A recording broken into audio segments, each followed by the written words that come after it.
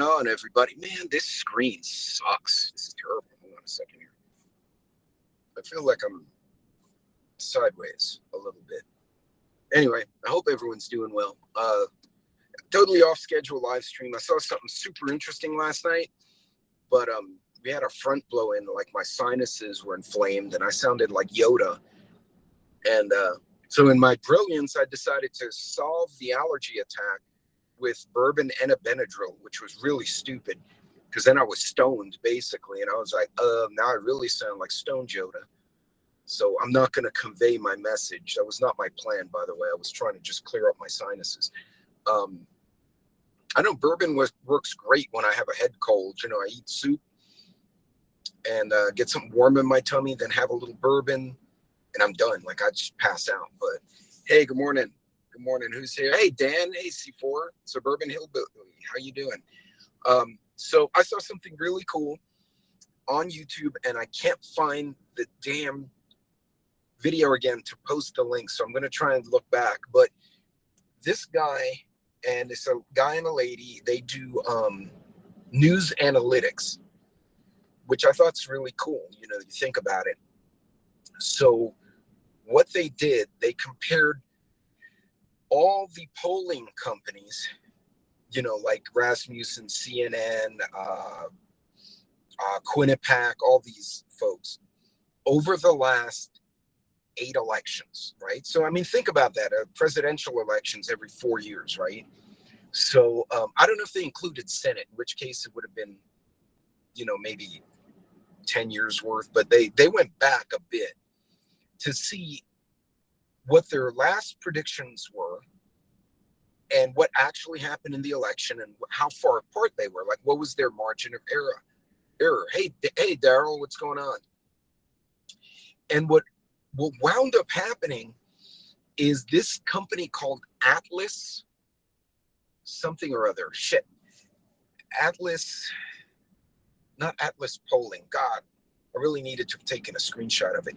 Anyway, long story short, they were within 2.2% accuracy on the last 8 elections on average, which is pretty good when you think about it, because there's a lot of variability, right? You don't know when you poll someone on the phone or they answer an email poll if they're going to tell you the truth or not, right? So they were within 2.5%. On Point Politics has been within, and he's an independent guy out of Florida. He leans conservative, like he's openly conservative, and he's been within 3%, which isn't bad. Hey, Joy, how you doing? Hey, Farmer, what's going on? He was within 3.5%. So he even admits, he said he has bias. And this fucking guy just cut off this poor lady. And he's on his phone. What an ass. Oh, that's a big man you just cut off. I would not have done that. He gets out, he will beat the shit out of that small man. That would be awesome. I will flip the camera around and we will watch someone get their ass kicked for being a jerk. That would be awesome. Hey, Rebecca Lynn, hello. Suburban Pilgrim, what's going on? So Quinnipiac was actually, out of the 20 companies, Quinnipiac was at the bottom.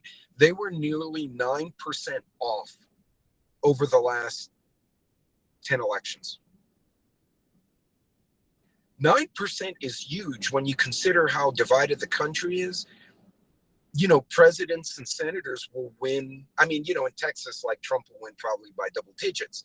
But in most states that are not like California, Harris will win by double digits, right? You kind of know certain states lean a certain way. But to be on average only 3% off as an independent, like, political guy, he did really good. And he admits he has, you know, he leans right. Rasmussen leans left, like the owner, Mr. Rasmussen, whatever his name is. He openly is known to be progressive. Now, he's not a socialist. He's made that very clear. He doesn't believe in Marxism. He believes in progressive society and all right, whatever. And he was in the top 5 at 3.2%. Quinnipiac and CNN were the worst at 8 and 9% error over the last 8 elections. That's huge. So, you know, you have these news media bombarding us with statistics. And they're like, oh, well, you know, the election's going this way or that way.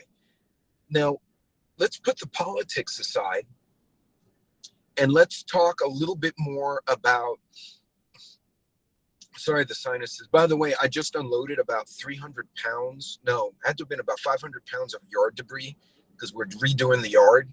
And I had a tire in there and everything was a mess. And I kicked up like every plant God created that will give me an allergy, and in the process. And then, of course, then the corgi went and shit on what I was trying to pick up. And I'm like, no, puppy, you don't poop on my garbage. Well, it's got to go to the garbage anyway. So away it went. So if I start sniffling, I apologize. But anyway, you think about this. This is an election that's rather important to a lot of people. And they're 10% off. The last 8, so you think back. So Obama won by a pretty decent margin. Bush had won before by a pretty decent margin. But in general, 5% can make an election on a president.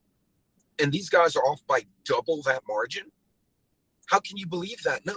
And then it makes you, taking the politics out, then you start to question, well, wait a minute. What about the employment numbers? What about inflation? What about other things that affect us directly, like affect us at Sam's, at Costco, and, at Walmart, day-to-day, right now things? That's a big deal, y'all. That's a large Rascal-Musin. Yeah, Daryl. But to be fair, he's also he's very particular that he wants accuracy and legitimacy. So he was in the top 5.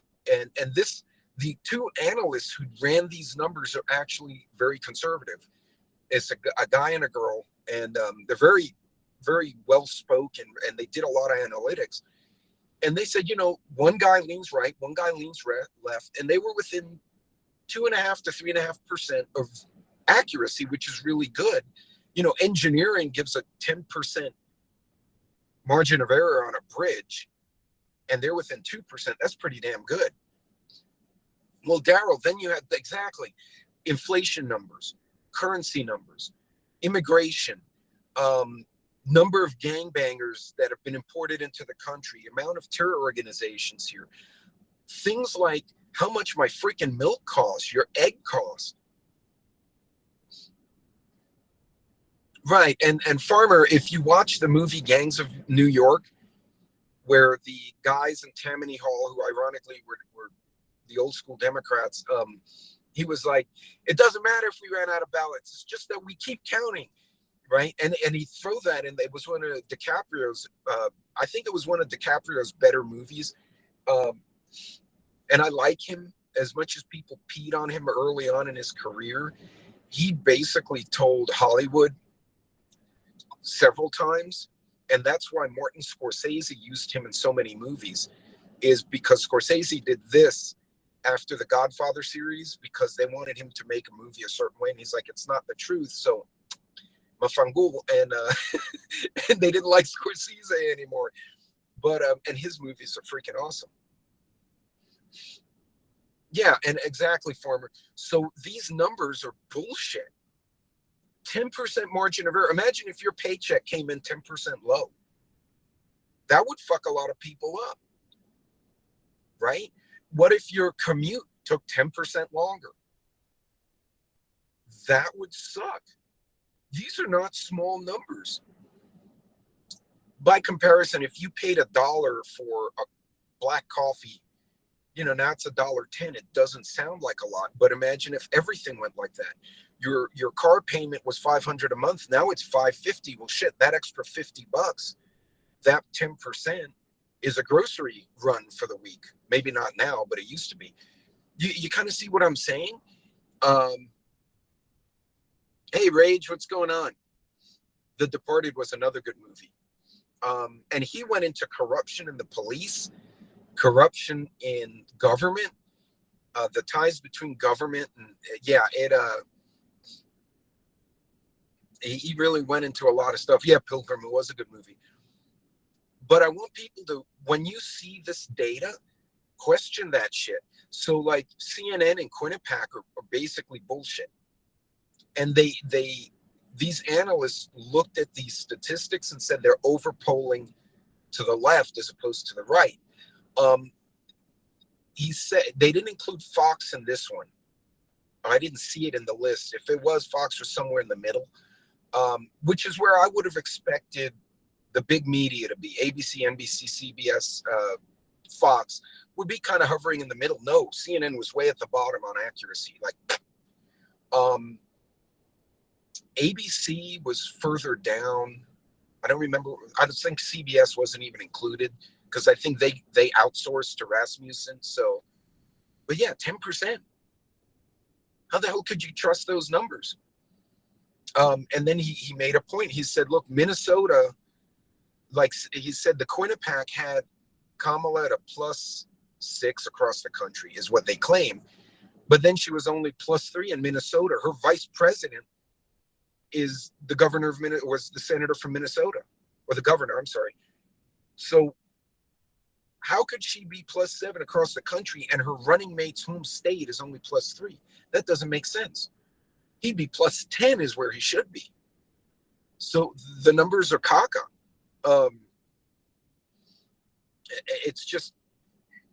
It just blows my mind. So again, like I mentioned on the last live stream, the July job numbers, when they released August, they went and said in the statement, oh, by the way, July, we screwed up. We actually had 850,000 less jobs in July than we claimed we did. Well, that means we lost jobs in the country because they were claiming we went up 500,000. We actually went down. So this is bullshit. Who the hell's computing this shit? And now the Fed conveniently lowers the interest rate by 0.5 point. That's nothing. That's caca also. So, never tell me the odds. That was Han Solo, man. I got that reference. He shut C-3PO up in that one. And then C-3PO got disassembled by the stormtroopers. He was with those little weird guys in Cloud City. But anyway, to show you, I used to be a Star Wars nerd as a kid. It blows my mind. How can they claim any credibility when you can't get a statistical poll better? Yeah, it's a lie about unemployment. It's a lie about who's getting the jobs. There was a British newscaster who actually said that the British government claimed to have added, 75,000 new jobs. I don't remember, in a certain area. But what they didn't say was that of the 70,000 jobs, 2/3 went to people who are not UK citizens.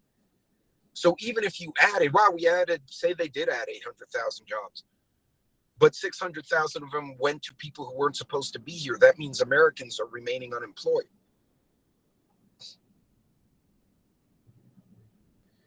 No, farmer, exactly. Now, here's another thing.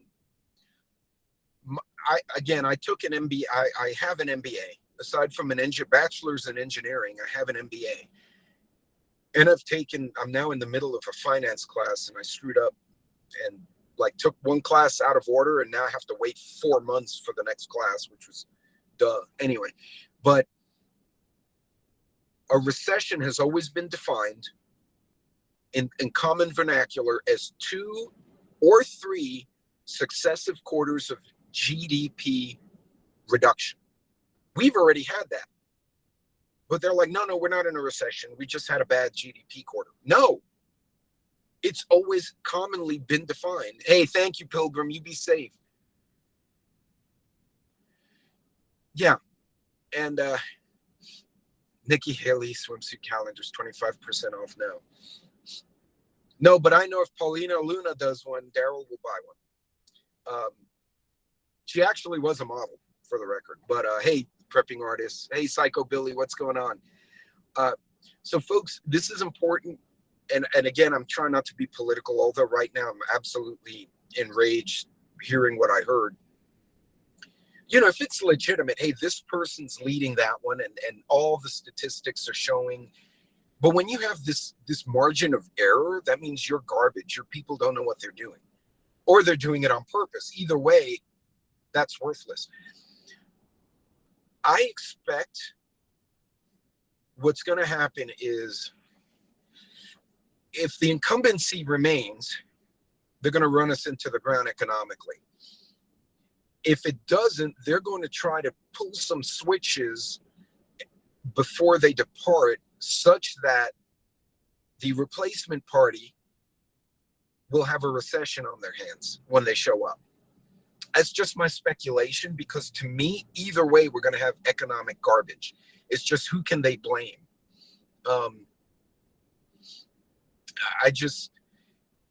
I really think this kind of information is important because it helps inform how we prep, right?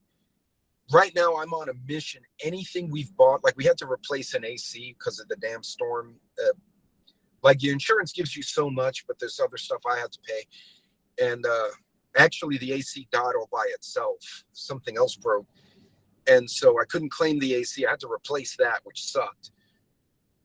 And, I set you back a few grand. But my goal is to pay everyone as quickly as I can so I have zero debt for all the house repairs we did in the last month and a half, which I should be able to do without a problem. But also, I'm telling my wife, if you have to get dental work done, anything, get it done now. Let's use up our FSA, a flexible spending account. Use up all our medical. I'm going to take all my vacation days I can, any legitimate personal days that I can take. Oh, Farmer, I agree with you. Daryl, had you told me that maybe 6 months ago, I would have been like, no, I'm good. I think we'll be okay now. Like, not even 6 months ago, a couple of years ago. At this point, I'm like, something's going to happen. I don't know what, the October surprise shit. I've never seen, and I'm not young, but I'm not old, but I've been around for a bit. I've never seen multiple assassination attempts on the same individual in the course of weeks, and the country's not flipping out. It should be all over the fucking news. But they don't want to because they didn't get their way. And now I think actually it was a bit of stroke of genius, whether you like J.D. Vance or not. He has a Marine Corps sense of humor because I hang out with Marines here, and the way he makes jokes, I'm like, yeah, that's a Marine. They're really snarky, almost sarcastic jokes. But in his defense, he's very well educated and well defined as to what he does and doesn't believe. I think that even if Trump, let's say he just gets sick or something if he wins and he steps down, Vance will be legitimate. I'd love to see if Trump does win, mix it up a bit. Put Tulsi as Secretary of Defense. She's an Army colonel. She's got experience. Put fucking RFK over the FBI and watch everyone's head explode, right? The deep state will just pass out. Get that mix of people. But it blows my mind that Biden got kicked out. No debate about it. They kicked RFK out. Tulsi bailed. Like, we have so many people we could have heard of, hey, Teresa, that could have added a lot of value to the nation. And they all got sidelined. All of them. Think about this. Tulsi destroyed Harris in the debate in 2016 or 2020, sorry, just obliterated her. She dropped out of the race 2 weeks later. Like, her numbers went to zero. Why isn't Tulsi running? At least you could say, well, shit, she's a military person. She went to a combat zone, may not agree with everything, but she's legit, right? She's been there. She walked the walk. Like, what the hell? So anyway, these numbers, going back to my original topic, because now I'm on a rabbit hole. These numbers are not accurate. So again, go to those independents. Again, On Point Politics, Rasmussen, left and right. and they're coming in around the same 3% accuracy over the last 8 elections. Atlas polling, or whatever they're called, was 2.5%. So thank you, Rage. Yeah, don't forget to set your clocks back. Everyone in here could be them because we all got the same number of votes Harris did. Hey, man, I might have been vote electable. Who knows? That's funny, Farmer. Hey, Tuck, don't believe these numbers because these guys did the analysis on the analysts and showed that Quinnipiac and CNN, 10, 11, 9, 10% margin of error. How do you, hey, Mrs. Metal, how do you do your job like that? Now, I will tell you who has to be accurate, and I still stand by this, the financial analysts, not in the government, in the corporations. So if you listen to earnings calls, right, and like Exxon or Ford or whoever, Walmart, they're like, oh, we expect to have gains. We expect to have loss. We had a loss because of these factors. They have to be accurate. And I'll tell you why. If they screw up and they lose $1 billion, they get fired. And if they're negligent, they don't get the golden parachute. And they know it. They have to be on their game within a certain margin. So you think about that.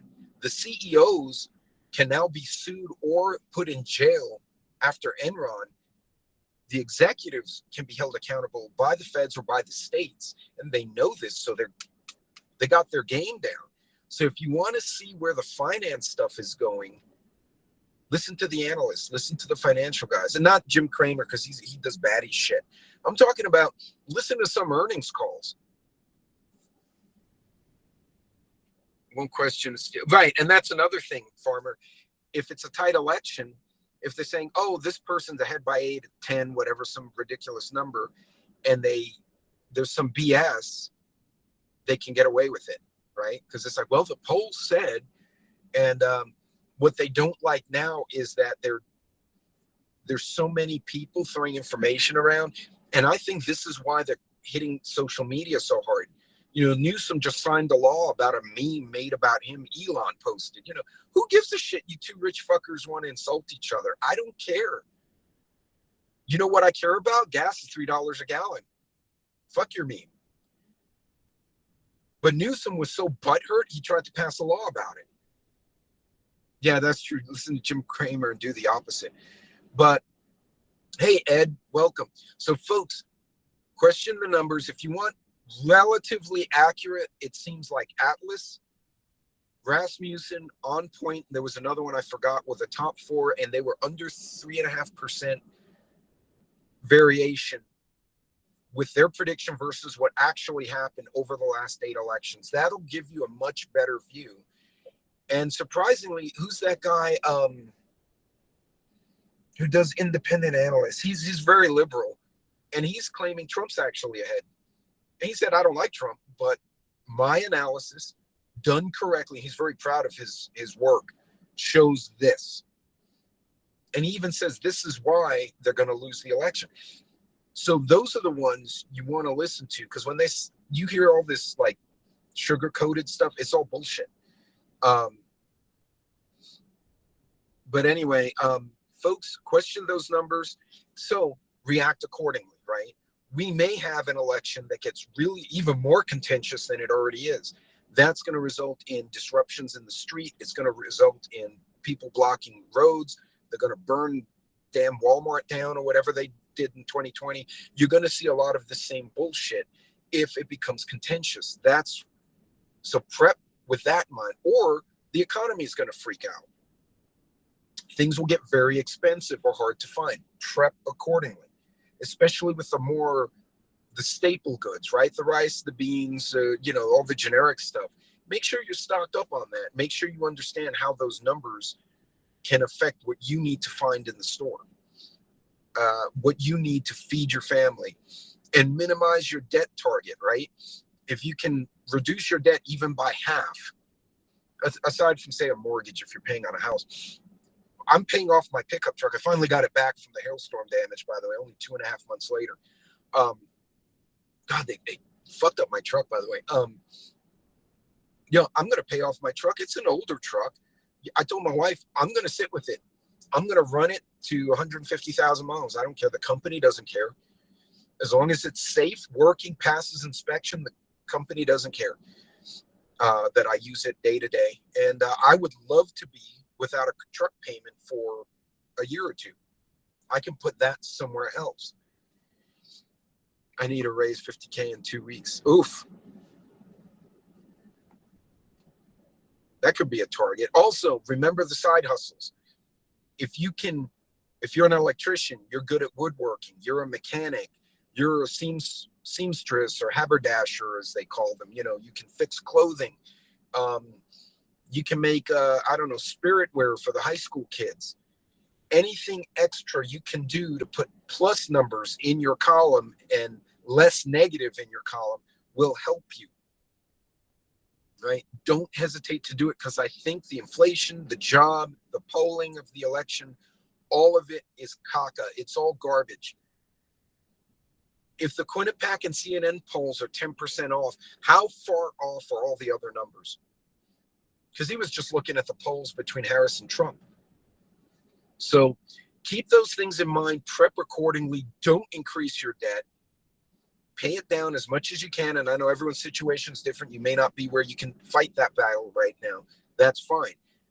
Any extra money you have, a few extra cans of green beans, SpaghettiOs, rice, whatever the hell it is you need, push in that general direction. But you guys be good, be safe out there. I'm going to bail.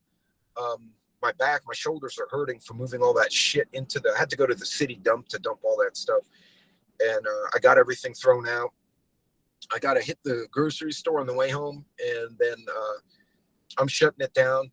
And my wife is at a tactical pistol shooting class for women being taught by one of the IDPA queen bees of defensive pistol here in the state of Texas. So it's like a bunch of ladies going there with all their bougie shit. And they're going to learn how to wage war against the bad guys. So I think it's pretty cool. So I'm sure she's having a blast over there. But anyway, you guys be safe, be careful. And remember, the numbers, they say numbers don't lie unless you screw them up. Then they're just wrong. So you guys be careful out there. God bless. Thanks for joining me today. I'll see you all later.